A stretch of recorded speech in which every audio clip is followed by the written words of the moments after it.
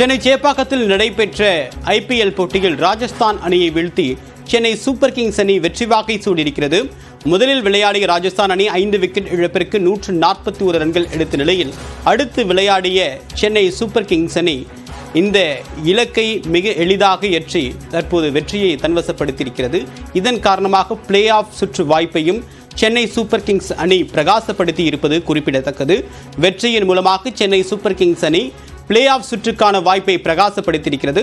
சேப்பாக்கத்தில் நடைபெற்று வந்த Rajasthan Chennai super Kings அணிகளுக்கு இடையான ஐபிஎல் போட்டியில் ராஜஸ்தான் அணியை வீழ்த்தி தற்போது சென்னை சூப்பர் கிங்ஸ் அணி வெற்றி வாகை சூடியிருக்கிறது. இதன் மூலமாக பிளே ஆஃப் சுற்று வாய்ப்பையும் சென்னை சூப்பர் கிங்ஸ் அணி பிரகாசப்படுத்தியிருக்கிறது. அதே நேரம் இந்த போட்டி முடிந்த பிறகு சென்னை சூப்பர் கிங்ஸ் அணி முக்கியமாக ஒரு வேண்டுகோளை விடுத்திருக்கிறது.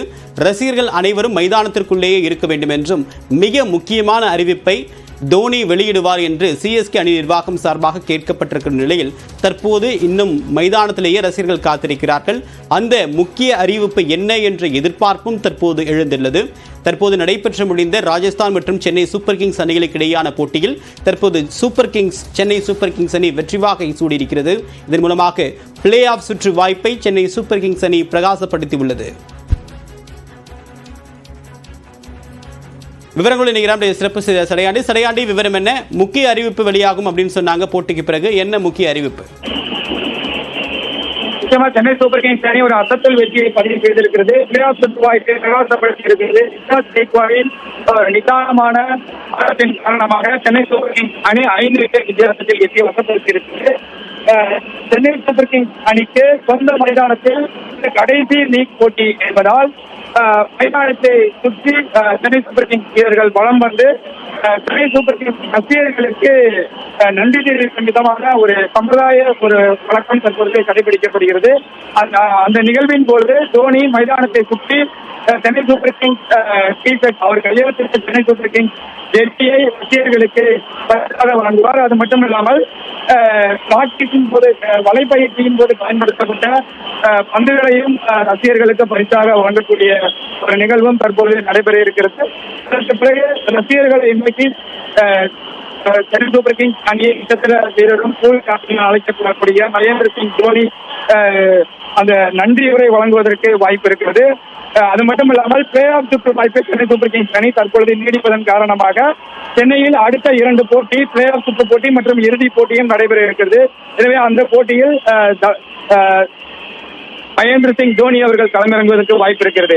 இந்த போட்டிக்கு முன்பாக சென்னை சூப்பர் கிங்ஸ் அணியில் எக்ஸ் வலைதள பக்கத்தில் ஒரு ரசிகர்களுக்கு ஒரு இன்ப அதிர்ச்சி காத்திருக்கிறது என்பது போன்ற ஒரு பதிவை பதிவிட்டிருந்தார்கள். அதன் காரணமாக அவர் ரிட்டையர்மெண்ட் ஓய்வு பெறுவது தொடர்பாக அறிவிப்பு வெளியாகக்கூடும் என்ற ஒரு எதிர்பார்ப்போடு தற்பொழுது ரசிகர்கள் காத்துக் கொண்டிருக்கிறார்கள்.